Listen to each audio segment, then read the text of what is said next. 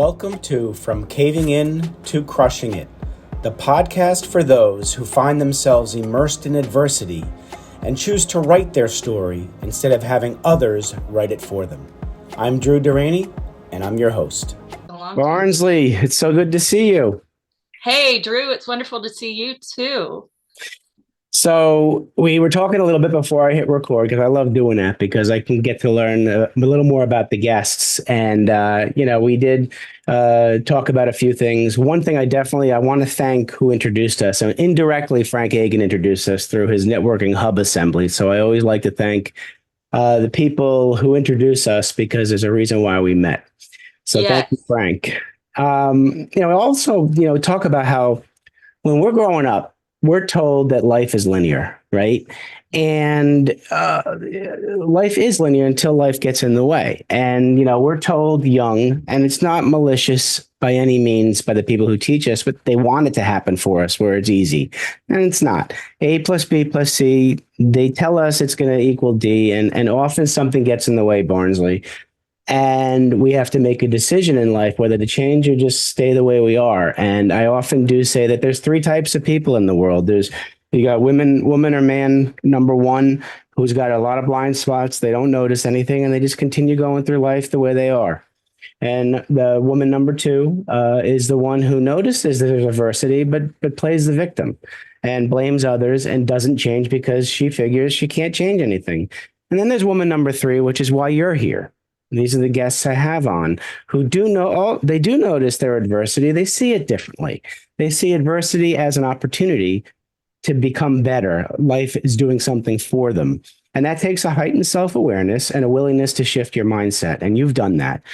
So I'd love for you to please reach back as far as you have to find that defining moment, whether it was a tap on the shoulder, the whisper in the ear, or like I needed, the 2x4 upside my head, or something to get to you and say, Barnsley, there's a better way to live. I'm changing something and I'm becoming a stronger woman. Would you be happy to share that? Yes, I would have to say, Drew, that this was when I was about 12 years old. Mm-hmm. And I had gone away to camp. I was excited to go away to camp, and I had met my first little boyfriend, Todd. Right.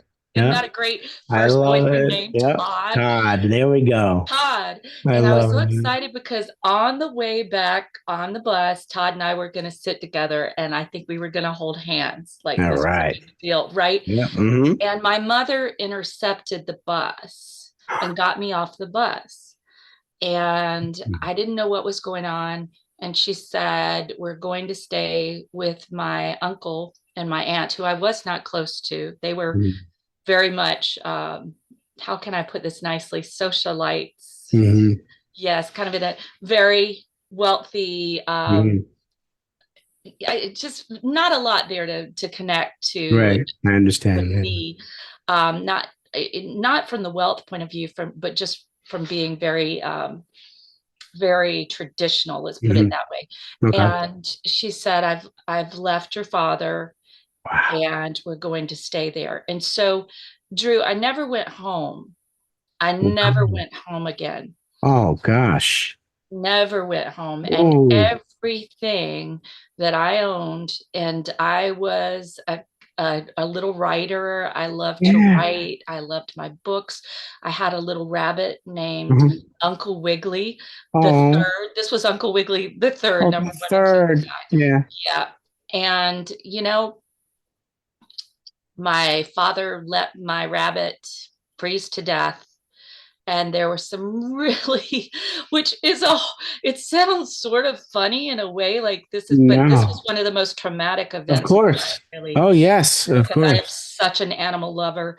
And my mother could not get my brother to go because they had a very tumultuous relationship. Yeah. He was the rebel. I was the goody.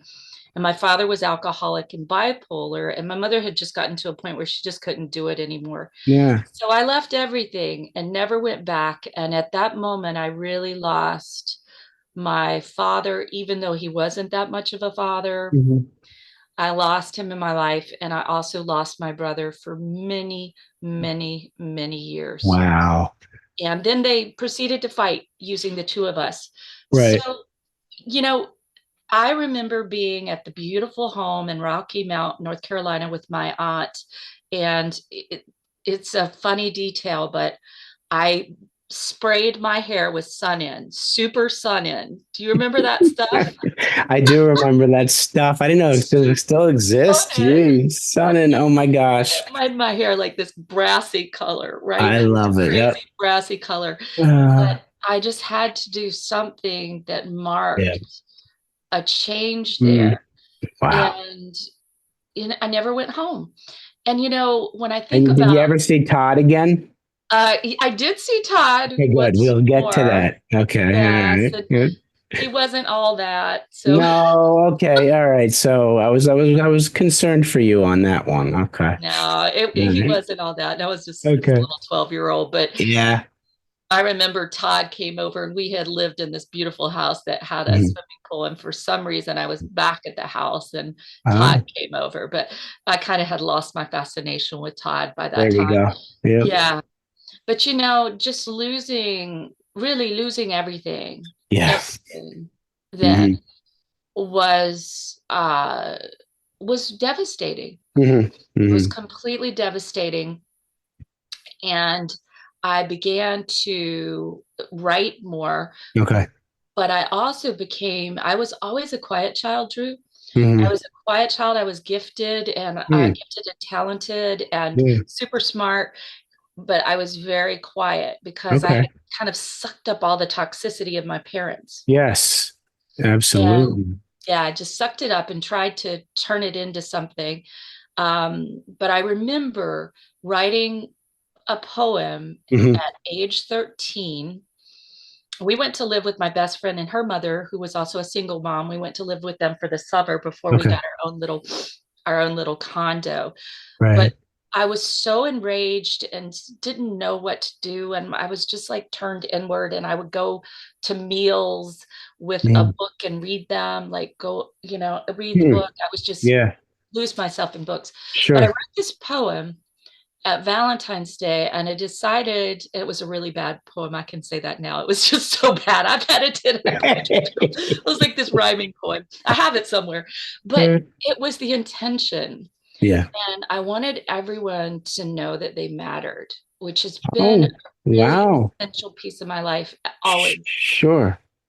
And so I just folded it up. We did those little funny folding Yeah. things. Do you Yeah. remember those? Yeah. The old And notes. they had to Yeah. be tucked in and blah, Yeah. blah. I folded them and I gave all my friends a Hmm. copy of the poem.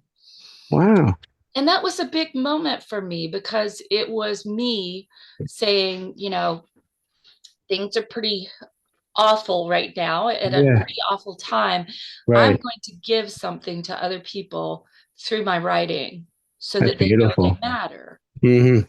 That's And that, when I beautiful. think about that little, you know, preteen having Yeah. that awareness, Well, that awareness was you needed others to say that to you, yes. you know? And so And that you was know maybe what, your way of Drew? doing that. You're Hmm. absolutely right. And here's Yeah. the thing, and this is why we end up, it's one of the things I love about being a coach, a Yeah. business coach, and also Yeah. training people in Reiki is that I get to encourage others Hmm. and give them the encouragement that I did not get Yeah. as Yep. much.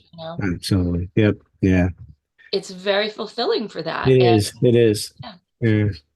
Yeah, it is interesting when you finally find out what your passion is and what you want to do in life, how it does relate to how the trauma that you had younger and what you're searching for to give others because you didn't have it. And it's happened to me too, because I remember thinking I was a leader, and my first grade teacher told my mom I was a follower, and that yeah, news got back to me, and that kind of affected that. Now I'm back to saying, no, I'm a leader and I'm going to do things to show that and help others. So I give you a ton damn of that credit. teacher. That's I all I have to know, I say. know, I You know, know. this is the thing. I just want to say to everybody Mm-hmm. listening to us, I Mm-hmm. don't care what somebody's saying about you. Yep. You if you look at the source, right? And if Right. it's your best friend who's always had your best interest at heart, then listen, right? Because there is some Mhm. truth there.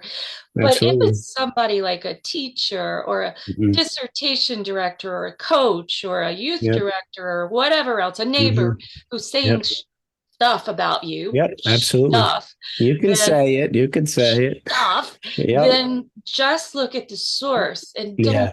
believe that. Don't Right. believe it because it's a bunch of BS and Yeah. it's somebody else's crap that they're projecting out Absolutely. onto you. Absolutely. And what's a shame is, now as an adult, we have that mental capacity in our brain to be able to do that. When we're young, we don't, which is why it's really Yeah. important as adults now for us to mentor the youth Yeah. and let them know this before things happen, because they won't have the mental capacity to automatically, look at the source. They're going to believe it, Yeah, especially when we're up to age 7, Yep, developmentally, there is absolutely. no filter No. that whatever's said comes right in. Yep, So we absolutely. hear stuff. hmm Yep. And I even think, Drew, it's such an interesting thing. I'm a parent and I know you are too. I have a Yeah. daughter and we have a pretty darn, I think, open relationship. We Yeah. we sometimes bump heads and, It fight, but happens, of course. but I've tried to very much be conscious and be hmm aware and apologize when I need to and, Right. own my part and hmm in whatever's going on. And I think what I realize is that there were a number of things said to me hmm by parents Right. that were so off base hmm and invasive, hmm Yep. and abusive, I would say, Sure. that I'm very aware now with my daughter. One Yeah. thing was my body was commented on, Drew, and my mother would say things like, "Oh, you don't look good in those jeans." And Mhm. this is when I was super slim. I am Oh not slim boy. now, but then I was super Oh slim. boy. And Yeah. it stuck with me my whole life. Yeah. Yep. And it has been something I've really consciously had. I've always been curvy and Yep. this is a thing for women, right? hmm And for Absolutely. guys, you got to be buff, right? But Right. I've always been curvy, and just to Right. love my body Of course. and to Yep. be appreciative for it has been hmm a big deal. And how it shows up with my daughter is I will never say, even though I might think it sometimes, like, Yeah. "Oh, that's not the No. most common." I will never say that No. ever. I'll No. say, "Oh, No. I like that, but we don't Yeah. wear crop tops." That needs to, Yeah. but I like that color, or I'll find something to like Yeah. because I didn't feel that as a kid. And that is, it's not just what people say to us. This is the other thing I would say to your listeners. It's not just what people say to us, it's also hmm what they don't What they say. don't say. Absolutely. Absolutely. There are things that can help us that people will say, and there are things that hurt us. And, Yep. a lot of people, too many people give unsolicited advice. And that's another thing. And the things that usually stick are the negative things. That's how the human brain works. And so I'm with you on this. And it's a shame that some of this stuff stuck with you. I wouldn't know that any of this kind of stuff happened because you carry yourself tremendously well. So how did you get for let's say you're at that home with your aunt and you now are going into, the high school college thing. How did life change for you for the better? How did you make this circumstance a positive? What silver lining do you take out of all this? Oh gosh, there's so much. Yeah, Well, I will say my mother did introduce me to great books such as right. by Robert Schuller and some hmm other Dale Carnegie and some other incredible people who Right. helped form me into a Okay. more positive frame of mind. So I want to give her credit for that. And at 16, I began doing theater Okay. at Yeah. the suggestion of a friend of mine who has since died, but bless his heart. Thank you, Craig. I'll Oh, always be grateful to you for being the person who said, "You have to try out for this play. You're the perfect for this yeah. role." And I got it. And then everybody knew me, Drew. I went from being this, quiet. geek, Yeah. right? And feeling Yeah. invisible. Everyone Right. knew me and I was talented and people saw it and they were, Wow. and then I knew everybody and became popular in a different way. I was Right. never Right. conventionally popular. Would you say Uh, that's when you started to find your voice? exactly. It At did. Okay. age All right. 16, well, the Yeah. beginning was that poem that I told you I Sure. got. The poem started it, right? That started it. Absolutely. And a lot of journals, Yeah. which I still Sure. have somewhere, Drew. I have them Do somewhere in my house. you? And I need to find those things because, You gosh, do. I'd love That's for another my book in the daughter to That's read another some of book in that. That's a book in the making. There Oh you man, go. right? Right. Yeah. Can you imagine? I just the Wow. to read back through that. So Mm. at 16, I Yeah. remember making a decision. I was Yeah. at school and I remember saying, you know what? I'm deciding to be happy. I am Wow. deciding I to be love that. happy. I I love that. decision. I remember the Hmm. moment I was Hmm. walking between classes and I made this decision. And I have continued, oh, and I get chills on that. That's I have beautiful. continued to choose happiness, right? And I don't mean that like, oh, everything is fine, No, because everything isn't. no, I've been no, I through understand what you're saying. divorce. I've Hmm. been through a lot of hard Yeah. things. Yeah. I've almost died with anaphylaxis. I've been through Oh some my tough stuff. gosh. We all Jeez. have. Yeah. Here's the thing is Yeah. to choose happiness and to choose to believe that no matter what thing happens in life, it is neutral. It is not meant to punish me. It is not because of me. Somebody dies, somebody leaves, somebody has an affair, somebody says something negative. It's about Yeah. them. It's Yeah. not about It's me. not about you, right? Absolutely. And so Yeah. I would say, Yeah. Drew, that I'm so grateful for all the tumultuous stuff that has happened Yeah. in my life, Yeah. So because when yeah. you made that decision to be happy, was that before or after you did the acting? It was about the same time because I Simultaneous. continued to do the theater Yeah. Yeah. stuff. Now, because paradigm shifts, you have to be willing and able. And I probably because you were able to get that acting gig, that gave you the ability, and you probably were always willing to do it and weren't, didn't have the ability. You had both. And Yeah. now you made a choice. And that's a great point though, too, because many people, adults, don't really think that we have a choice to Mm. change the trajectory of our lives, and we There's do. always a choice. Hmm. Yep. And not making a choice is as much a choice as any choice. Absolutely. Absolutely. Yes. Yeah. You don't have to be forced into making a choice. You can choose not to choose, And you know? Drew, you know what? Here's the Yeah. thing. Everything's Yeah. neutral. I was just talking with somebody about this before Yeah. coming on here. Everything in life is neutral. The stuff that Hmm. happens is neutral. Hmm. It's not, Yeah. like I said, it's not meant to hurt us. The No. thing that we can choose is the story that we make up about it, Absolutely. right? Absolutely. Yep. Yep. And so for the longest time, and we've all had stories that were not the best stories about people or Yeah. situations. But Yeah. then we can come back to it and say, well, actually all of this that I experienced made me so incredibly empathic that I Mm-hmm. can tell what people are thinking and feeling, and they don't have to say it, Right.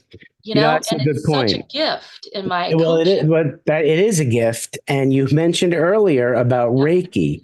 I would love to get into when you realized that you had this gift and potential to be first be comfortable to tell people you have this gift, because a lot of people, if you say it, they don't believe in the whole Reiki and energy healing thing. But I do. I'm one of those ones who didn't in the past and do now. So please tell me how you realized you had this gift, and when and how you were ready to let the world know you had it. Okay, so I'll give you the short version. All right, I'll take the short version. I was totally skeptical, Drew. Yeah. Totally. Like I Mm-hmm. knew people who did Reiki, and I would get at the end of the potluck line to get away from them at church. I'm Okay. serious. And I Yeah. love food. So just imagine me at the end of the potluck End of line. the line. End of the I tell you line. how skeptical I was. I love it. I love it. Plus, I Yeah. was in graduate school, right? So I was living like Yeah. all up in my head. It was all about, Mm. logic and memorization and learning and Yeah. And analysis and this was right up yeah, against that. No way. discourse, Yeah. right? Yeah. Yeah. Rhetoric. Oh Hmm. my God. And that just challenged me. It was so frightening to me. I was the 6 car and a 7 car pilot, Drew. And Oh, oh yeah.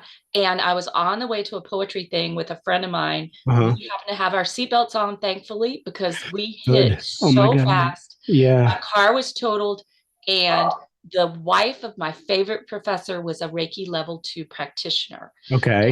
because I didn't want to take the opioid, whatever they were, Yeah. things that Yeah. Yeah. they Yeah. had given Yeah. me because they knocked me out because I wanted to hear the poetry, I consented to her doing Reiki on me, and she Wow. placed her hands in different positions on my back for about 30 minutes, and my pain was gone, Drew. Oh my Gone. goodness. Wow. Now, it wasn't like it was gone forever, but I didn't have to take another painkiller. Painkiller. Yeah. Never. And I had to come, Wow. I came back on the bus with my friend to Chapel Hill because my car had been totaled. An old Volvo, they're virtually Oh my God. indestructible. Those are almost indestructible. Yeah. The old It was ones. like Yeah. 87% totaled. Never saw it again. Never saw that thing again. Had double whiplash. I went to church. I was talking to a friend who was a professor at UNC, and I, of course, Yeah. was in graduate school at UNC. And I Yeah. said, Sarah, I had this wild experience with this thing called Rocky. And she said, oh, Rocky. I love Barnsley, it. you mean Reiki. She Reiki. said, Yeah. I'm studying it this weekend and I can work on you. Why don't I work on you? I need someone to work on. Wow. But Perfect that's how it timing. started. And then I I love studied with it. a guy who was a retired IBMer, Drew, Wow. and he'd I gotten be. off insulin using Reiki. Oh my gosh. I wasn't thinking So IBM. My dad was at IBM. I wouldn't think an IBMer would I know, isn't that the do point, right? Reiki. My stepfather was an IBMer. So I just say that because I want y'all to understand, he Yeah. was not a woo-woo person. No. He You've got to wasn't. want it though. You've got to want it to work to believe it to work too, right? Actually, no. No. I could tell you so many stories of Yeah. friends of mine who are scientists and whatnot, and they don't believe it a bit of it. And I said, well, what do you have to lose? Well, Just good. see what True. happens, True. right? True. True. Do you have anything to lose? That's kind of, Yeah. you don't have to believe it for it to work. And I Okay. love seeing people, some of my students, for example, I'm thinking of one who was Hungarian. Her wife was Yeah. her husband was a math professor, Yeah. and he made fun of her for coming into Mm. Reiki training with me, Drew. Okay. Yeah. And then eventually, you know what happened? She went all the way through the highest level of Reiki, which Oh takes wow. quite a commitment. Right. Reiki level master, because Right. it's like karate, it's got different levels. She Yeah. went through the highest level, and by the end of our year together in that highest level, he Yeah. was asking her for treatments. There you go. There you go. All Yeah, right. he was an He probably athlete. saw a He was different. He asking saw. her. I'm sure he saw a difference in it and everything. And then yeah, Yep. that is amazing. Well, So I'm you don't glad. have to believe in it for it to work. No, no. Well, good, good, good, good.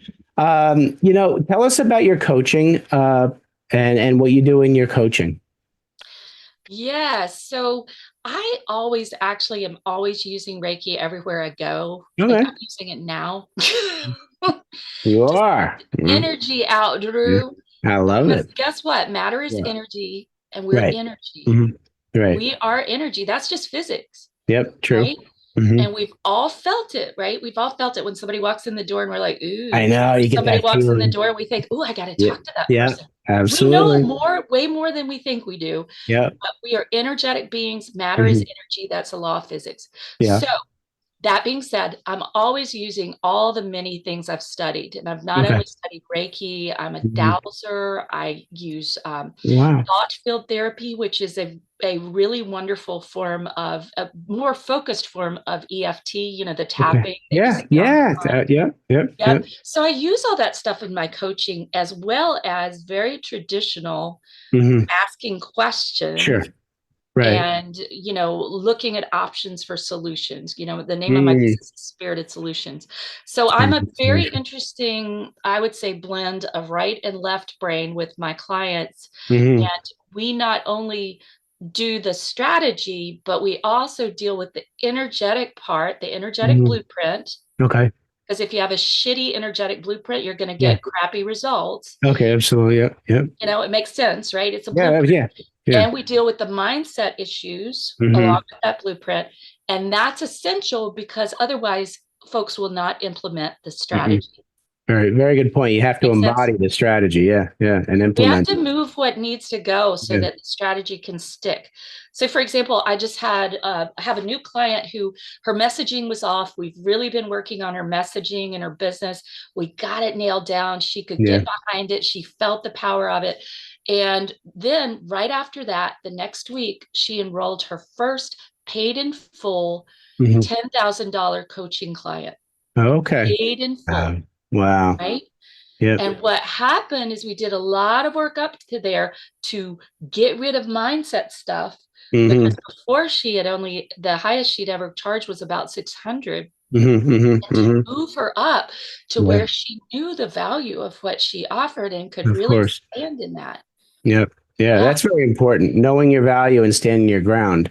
And she needed the work you did for her to be confident in order to let that positive energy out there. Yeah. That's absolutely fascinating. Now you have a podcast. Here's where I'm interested, because it was the quiet young lady who then did the acting and started to find her voice. And then now you have a podcast that's called what? Bold, badass business. So that I'm young, going to do my snort quiet. laugh. You know, when I laugh a lot, Drew, I snort. You snort. So I'm going to get you to snort now. Did you hear So it? yes, I did. Thank you. And I'm not editing that out. That I'm going to Don't actually edit it out. enhance. I will enhance that. Tell me, tell me how you came up with that with the podcast, and because even the type of coaching you mentioned doesn't sound like that. So please indulge us. Well, but I will say, okay, it Mhm. doesn't sound like that, but I am very forthright and direct with my I clients. love that. That I do love And about you. they Yes. know that's the Mhm. case. They Mhm. know. I mean, I am very nurturing and loving, and they know I'll Yeah. kick their butts if I need to. Well, we need You know, that. You can call us out on yeah, our shit. Yeah, oh, yeah, absolutely. exactly. Yeah, And yeah. so it really is, being a badass doesn't mean you're a biker and Right. you go Yeah, around, yeah, beating yeah. people up. No, It's no. For me, being a badass is about the fact that everybody matters. Hmm. Hmm. And I'm going to stand as their partner in Hmm. creating the profitable, purposeful business that is theirs to create. And Absolutely. I'm not backing down. Now No, that's a badass. And I I love will it. It be is. absolutely relentless Mm-hmm. about it. Well, I love that, because that's why I wanted to bring that out, because now the audience has certainly captured the essence of Dr. Barnsley Brown, the badass. So, folks, you are Well, going to bringing want to out get their badass, because your, that's the yes, whole thing. it's your badass we're My bringing. coach, that That's right. client who just enrolled that paid in full, man, I Of said, course. look, you went from 600 to 10,000 and you Yeah, got it paid in full. That is freaking badassery it right is. there if I've ever That seen it. absolutely is. So you're going to want to get in touch with Dr. Barnsley in order for you and for her to help you get out that badass right there. Go to her website. It's spirited-solutions.com. Grab a complimentary book. Her book is called How to Overcome Overwhelm in 7 Easy Steps. Her website also has everything else that Dr. Barnes is involved in. So you're going to get a lot of value by getting to know Dr. Barnsley Brown. So let me see. We're running out of time, and I have 2 questions I am dying to ask you. The first one is, you got the opportunity, you're sitting down with young 7 to 10-year-old Barnsley, and you want to give her advice about life. What are you going to tell her? Wow. Mm. Well, first of all, I'm going to tell her she is precious. Oh, yep, She is precious. yep. She is beautiful. She Mm-hmm. is kind. She is smart. Yep. She is emotionally intelligent. So first of Mm-hmm. all, I'm going to tell her all the qualities All that that. she has and just Right. love on her. And then I'm going to tell her that she's going to be fine, that Yep. she's going to have a super interesting life, Mm-hmm. and she's going to impact a lot of people, Yeah. and she's going to have a daughter she's so proud of who Ah, also bears those qualities that's that beautiful. she cares about. and she's going to rescue a lot of animals. And, Love it. she's going to travel far and wide, Yeah. and she's going to be unforgettable I for love good it. reasons. For good reasons. I love that. That's beautiful. All right. So switching hats, you're now speaking with young Barnsley, the young entrepreneur, young businesswoman, ready to give her advice on business. What are you going to tell her? Okay, so here's what I tell her. There you go. When you start that business, okay, go Mhm. ahead, do the PhD, do all that stuff. You always wanted to do it, get it out of the way. Then just start your own business after you do the professor thing for a little bit. Just start your own business, because then the glass ceiling you have is the only one you set. Nobody else sets it. And you Love can that. break that glass ceiling anytime you want. All right. So you set your own standards and your own glass ceiling by having your own business, and then get a kick-ass badass coach like Dr. Barnsley, older Dr. Barnsley, instead of trying to Yeah. piece it together. Yeah. Too many of us do that. Good point. I tried that. It did not work. Get your kick-ass badass business owner so you can get into six figures and beyond way faster, and have that, make sure that person has done what you want to do. And make sure they're going to open up their networks to you. Make sure that they have an incredible experience, not just theoretical knowledge. And follow what they've done and listen to what they say and be coachable and follow your star. You create it. I would say to her, you create it, and surround yourself with people who've done what you want to do and hire them. Beautiful. Love that advice. Love that advice. Well, Dr. Barnsley, I want to thank you for coming on, coming into my life. There's a reason why. Keep doing what you're doing. Wonderful human being, adding so much value to people's lives, and they need you. So thank you so much. And the same is true of you, Drew. So I love the conversation we've had. You've brought out some awarenesses that I did not have before. So I really appreciate that. I'm taking a lot away from this, and I really hope your listeners are too. Wonderful. Wonderful. Thanks again. So everybody out there, please take care of yourselves. Thanks so much for listening. If you enjoyed the episode, please subscribe and give us a review to help others find it. I'd like you to answer this question. Are you living the life you want to live, or are you living the life others want you to live? I'd like you to think about that for a second, because I strongly suggest you live the life you want to live. If you want to learn more about what I stand for and my services and how I'm able to help many men get out of their own way, please go to my website at www.profitcompassion.com. Feel free to also email me at drew@profitcompassion.com. I'd love to have a conversation with you. Take care of yourself and choose to write your own story instead of letting others write it for you.